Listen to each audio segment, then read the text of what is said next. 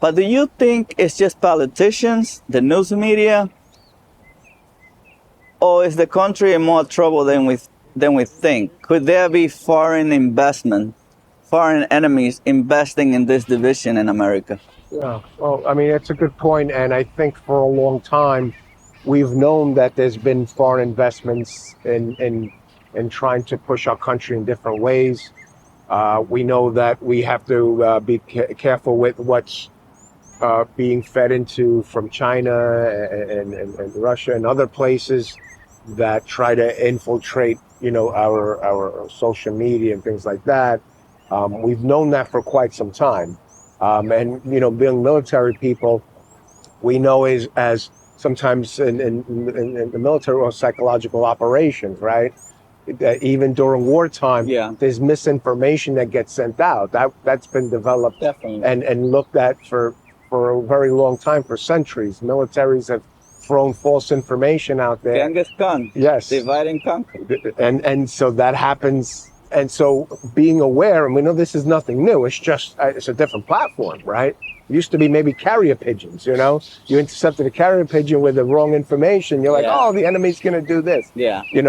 Now we have social media, we have news channels, we have all kinds of stuff, and even foreign entities buying, whether it's our properties or trying to buy our communications, or, years ago they were trying to buy ports, right, in the U.S. These are dangerous things. So understand that those things play a factor. But going back to that reaction that this volunteer had, you yourself was a volunteer. You're volunteering your blood. Yeah, She's yeah. volunteering. Two people doing very good things. Yeah. And she looks at the TV, and her reaction is so strong that she thinks that, that again, like you said, it doesn't matter who's off, especially as military people, we respect the office, right? That they should be killed, that's so extreme. Yeah. And I'm sure some years prior, she probably wouldn't have thought that way. But being fed all these facts, or I would say bad facts, misinformation about people, creates such a strong response that her initial inclination is that person should be shot. Yeah. Shouldn't be like that for anybody, So, it does play a hand, and we have to be aware of it. And again, that's why, we're talking about social media, it plays a very important role. And we have to understand that, what we see there, do we know it's true? It can be entertaining, but where else are we going to get our facts from? Where are we going to do our research? Find out, get different people's viewpoints. Yeah, I think we have to remember. I always come back to the family. Even in our own family, brothers and sisters, we have total disagreement. We see things differently. Absolutely. So how can we expect the whole country to see things the same way we do? We have to respect each other. And I think the most important thing is to be honest. If you're a socialist, if you're a capitalist, if that's how you believe is the right thing to go for the country, you have the right to speak up, but also respect the other people's beliefs. And not be so negative, not be so aggressive, not take physical aggression. Yeah. And like we were saying earlier too, she's just shouting people down. They start talking, they have a difference of opinion, and then it's shouting, yelling, and intimidating. It's not dialogue. It doesn't help anybody. Take a minute to listen. See, hey, I do understand why you're saying what you're saying. I disagree. This is my viewpoint.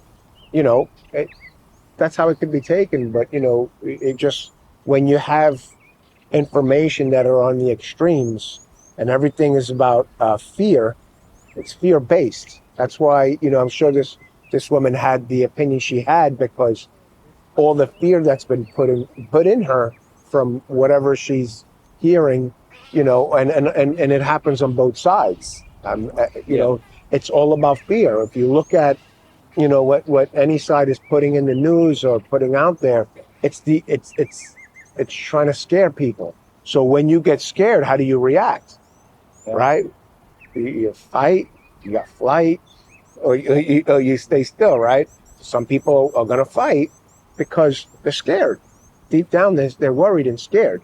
The only thing that I do have a problem with is with anybody that is an American citizen and is looking to do harm to the country, to the future of the country. Absolutely. Because I have children.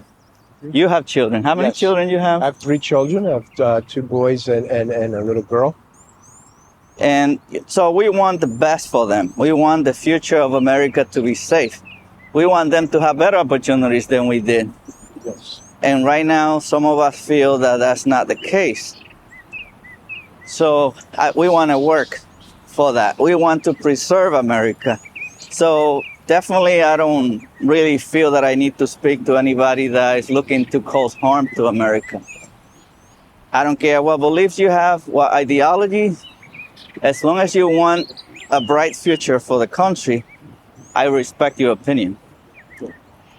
Anything else that you want to add before we end it? Yeah, I mean, I agree with that wholeheartedly, what you just said, that, we want to respect people's opinions as long as they're not trying to do harm to our country. As